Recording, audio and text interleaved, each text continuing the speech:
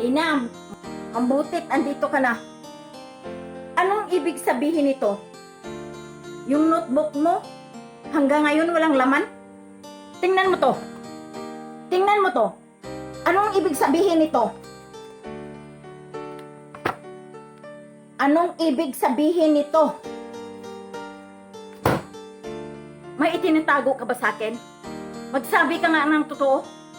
Anak, halika nga dito. May kwento ako sa'yo. Okay po, Inay. Ano po yun? May kapatid akong lalaki. Nasa probinsya ng Leyte. At iniwanan ng kanyang asawa. Kasi, sumama sa ibang lalaki. Mas mabuti na rin yun. Kasi yung asawa niya dati, lasinggira. At hindi nakatiis yung tiyuhin mo. At umaalis. At hindi na umuwi hanggang ngayon. Kawawa yung anak nilang dalaga. May anak silang isa. Dalaga na ngayon, anak. At kasing edad mo. Iniwan lang nila sa kapitbahay nila. At hindi na nakapag-aral ngayon. Ganun po ba, Inay? Kawawa naman po. Gusto ko, anak, na puntahan ko siya doon. At dalhin ko dito para makapag-aral. Kasi naaawa po ako sa anak nila. Okay po ba, anak? Okay lang po, Inay. Gusto ko rin para may kasama na ako dito. Hindi po ba, Inay? Kasi mag-isa lang naman ako. Ako lang ang nagiging anak ninyo. Kaya gusto kong may kasama ako dito. At ituturing ko siya na parang totoong kapatid. A few moments later. O anak, aalis na ako. Okay, Nay. Mag-ingat ka, ha. Bye-bye. At pagbalik ko dito, kasama ko na yung pinsan mo. Alis na ako. Bye-bye. 1 week later.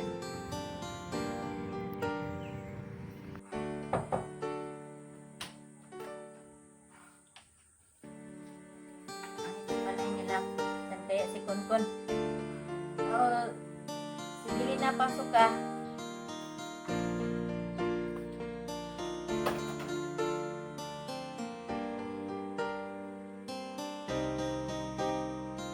Kunkun, andito na kami.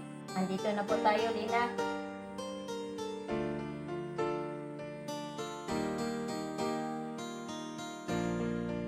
Ito lang po pala ang bahay ninyo, tita.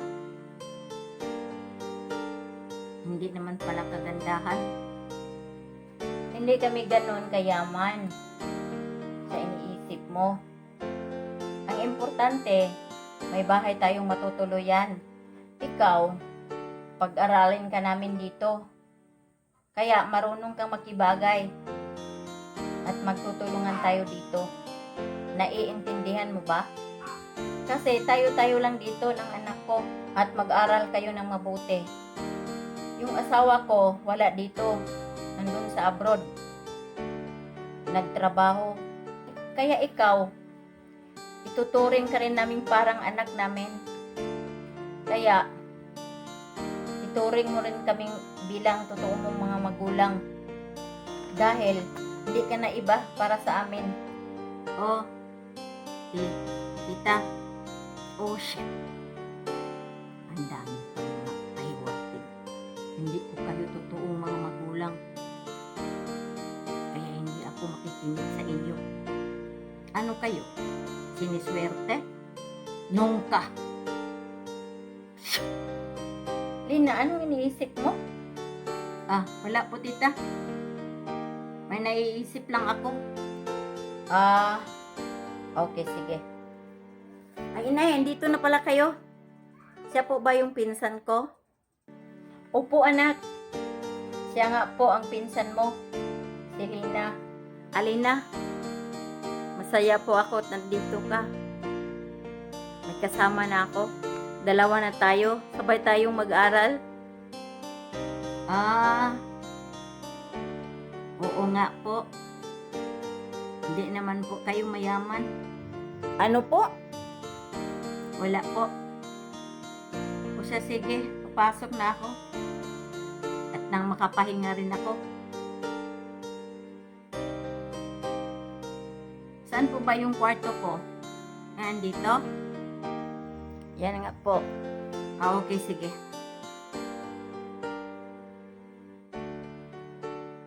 Few moments later. Tita. O bakit Lina? Saan po ba si Kunkon? Pakisabi lang po kay Kunkon nga. Mauna na ako sa kanya. Kasi may dadaanan pa ako. Yung baon ko pala, tita. Okay, ito po. Pagkasyahin mo yan, ha? Hanggang 1 linggo. Salamat nito, tita, ha? O siya, sige, aalis na ako. Mauna ako kay Kunkon. Nagmamadali kasi ako, tita. Few moments later.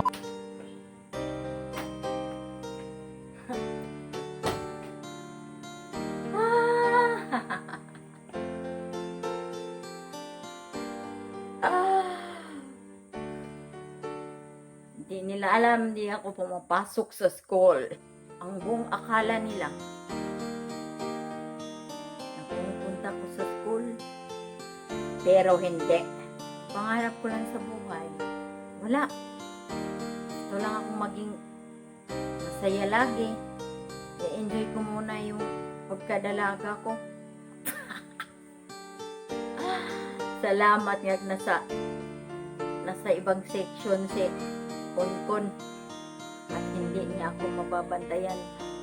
Ang buong akala niya na pumapasok ako at hindi nila malalaman to. Gusto kong maghiganti sa nangyayari sa buhay ko. Nawala yung mga magulang ko. At ito, nakalimutan na nila ako at napariwala na ako. Tapos, naiinggit nga ako kay Kunkon kasi kompleto ang pamilya niya. Gusto kong sirain ng pamilya nila. May nanay at tatay siyang nagmamahal, samantalang ako nawala. Kaya hindi ako makikinig sa kanila. Sino ba sila? Hindi ko sila totoong mga magulang. Oo, magkadugo nga kami. Pero iba pa rin ang pakiramdam na may mga magulang, kumpleto ang pamilya mo, may totoong nag-aalaga, may nagmamahal. Pero wala eh. Nalimutan na nila ako. Kaya ito ako ngayon. Wala na akong ibang pinapangarap sa buhay ko. Sira na nga eh. Kaya gusto kong masira pa ito lalo. Kasi aanhin ko ba? Mag-iisa na lang ako. Kaya hanggat andito ako sa poder nila, gagawa at gagawa ako na hindi magugustuhan nila. Magalit man sila sa akin, wala akong pakialam. Ganito na talaga ako. Hindi ko na alam. Bahala na lang. Gusto lang akong mag-enjoy at ayoko nang mag-isip akong ano-ano. Bahala na. Parang may tuklasan ako kay Lina. Hindi ko siya nakita sa school. Saan kaya siya ngayon? At ito nga yung notebook niya. Naiwan. Tingnan ko raw.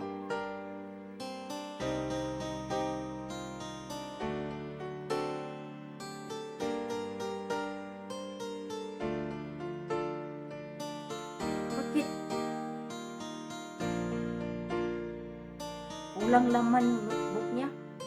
Puro vandalism. Yung isa.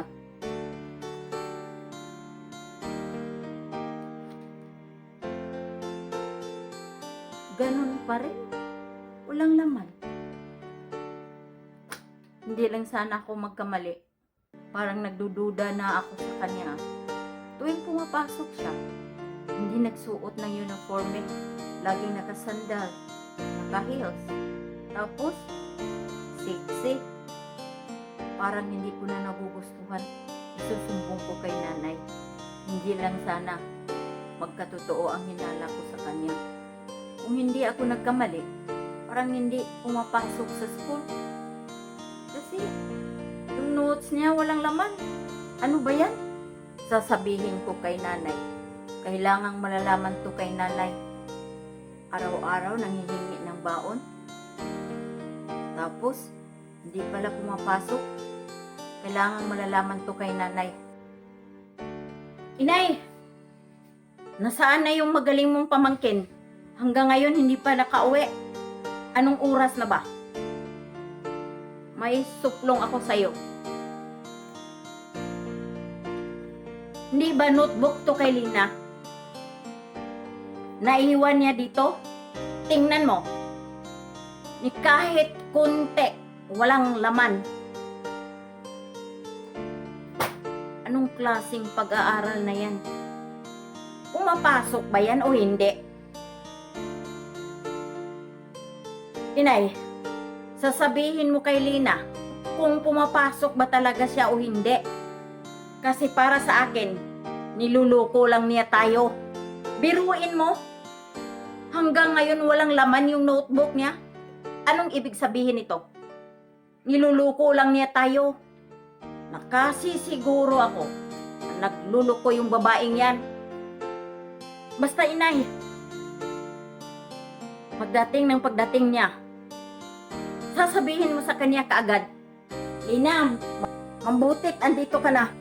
Anong ibig sabihin nito? Yung notebook mo, hanggang ngayon walang laman? Tingnan mo to. Tingnan mo to. Anong ibig sabihin nito?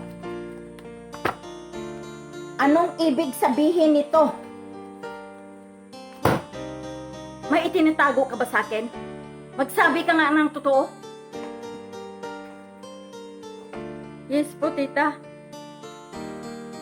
Totoo po na hindi ako pumapasok sa school. Kaya walang laman yung notebook ko. Kasi simula nung nawala na yung mga magulang ko, hindi ko na gustong mag-aral. Minsan hindi sumasagi sa isip ko na mag-aral. Alam niyo ba dati, si nanay at si tatay laging nag-aaway. Masakit yun para sa akin.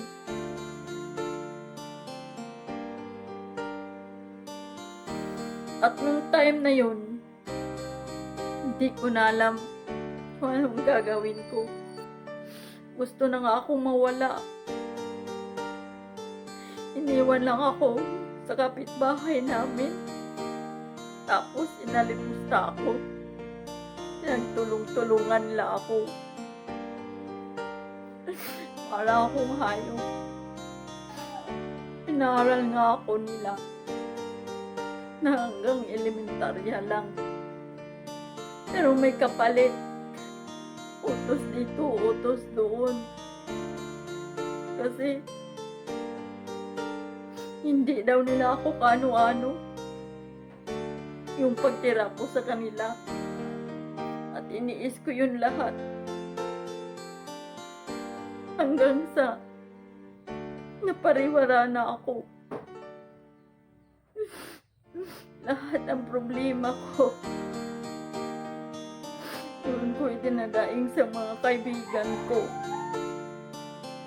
Hanggang sa nagiging bayolente ako. Kasi nakatatak na yun sa puso at sa isip ko. Ang paghihiganti. Dahil sa nangyayari sa buhay ko. Kaya ito ako ngayon. Galit na galit sa sarili ko.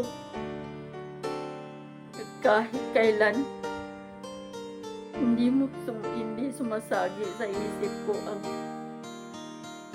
mag-aral, mag-ambisyon para sa buhay. Baliwala yun para sa akin. At sana maiintindihan ninyo ako.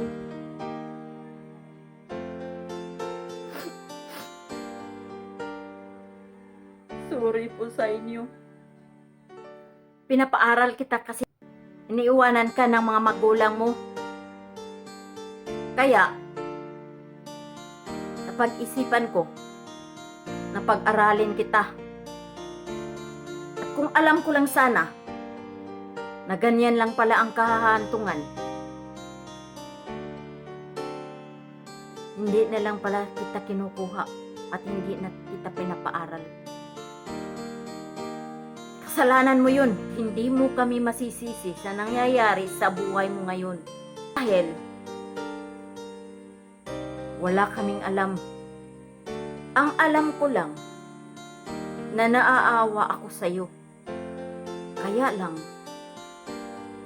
hindi mo binigyang pansin. Niluloko mo lang kami. At wala kang respeto sa akin. Ako yung tiyahin mong nagmamalasakit sa'yo. Tapos, ginaganon-ganon mo lang? Niluloko mo lang pala ako? Niluloko mo lang kami? Hinahayaan nga kitang halos yung anak ko ang gumagawa sa lahat na mga gawaing bahay. Nakita ko yun at binabaliwala ko lang kasi iniintindi kita. Ngayon na alam ko na at alam na namin ang totoo, tatawarin sana ako ng Diyos. Ayaw na namin sa iyo. Kaya, ikaw nang bahala sa sarili mo.